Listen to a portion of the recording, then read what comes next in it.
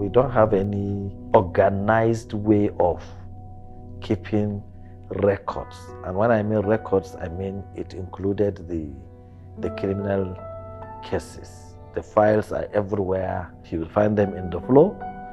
You find them, well, at times we have some filing cabinets. They are not secured, so to say. Before now, the system was chaotic in the sense that there was no sense of arrangement. I can call it was a dumping system, like bringing all case files and just dumping them there.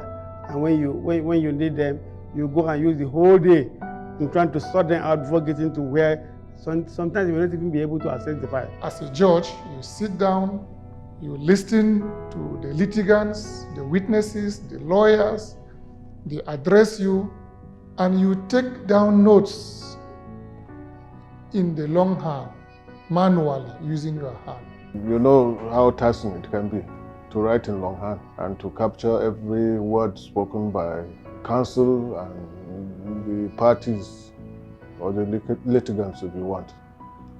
So it's time consuming. Either the lawyers who are waiting for their turn, they are even tired before their cases come up, or the witnesses, they will come and spend the whole day. By the time you call them to start, some even begin to lose track of the evidence that they have planned to come and present before the court.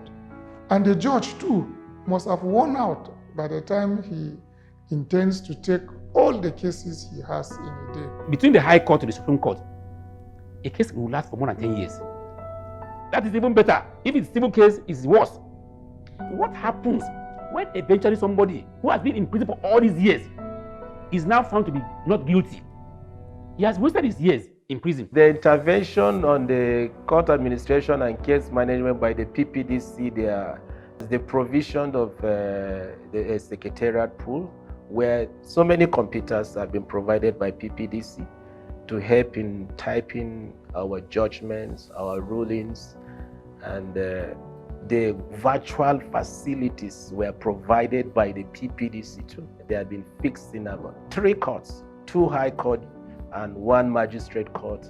They have provided furnitures too. We have been fortunate in this jurisdiction to be part of the pilot scheme.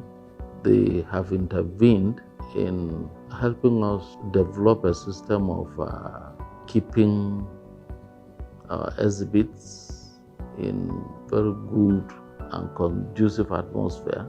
We've got this speech-to-text facility, which includes a computer, laptop, a public address system. And when I talk about public address system, I mean modern ones, not the old type. And then there's the screen, smart TV for communication with correctional facilities.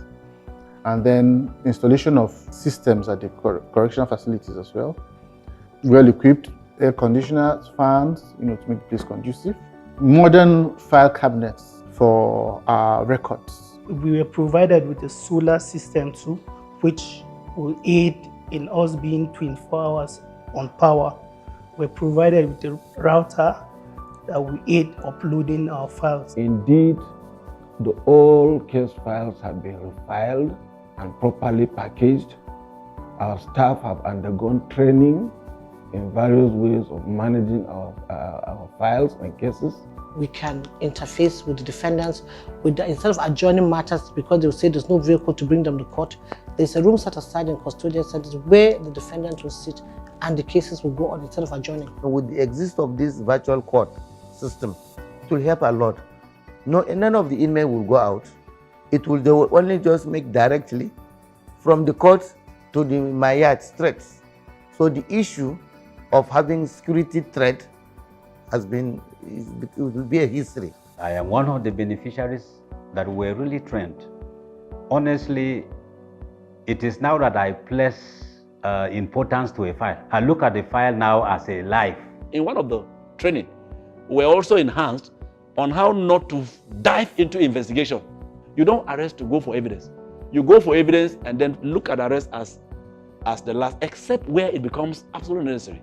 The project has impacted us quite a lot in that area. Recently, we uploaded the backlog of files we had on ground, and we are still uploading on a daily basis to our host server, where all the criminal cases that comes to the registry, that's the litigation section, are uploaded on a daily basis. We were taught how to feed in the information, how to retrieve, and then the details as to when a case will begin, how long it should last before it is scheduled. And with the availability of this system now, whether the CJ is in town or not, she can become aware of the fact that a particular case has been filed, and she can even assign it wherever she is, and it won't delay because she is not there. The best thing you can offer an inmate is for him to go for his trial as at Wendy.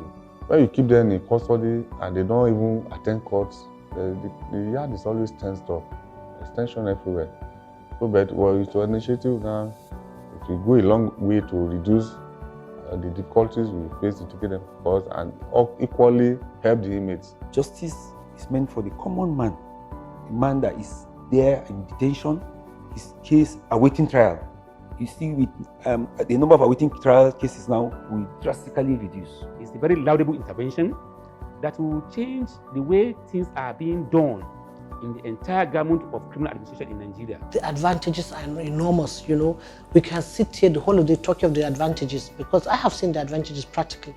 So I'm calling on all stakeholders to be involved in this. You've been working with the state government and you have seen our commitment, you've seen our drive, working with development partners. The only thing that we would call for, so that we would continue to support you, is to have this coordination. The world is already turning virtual. Everything is now conducted that way, and we would not be an exception.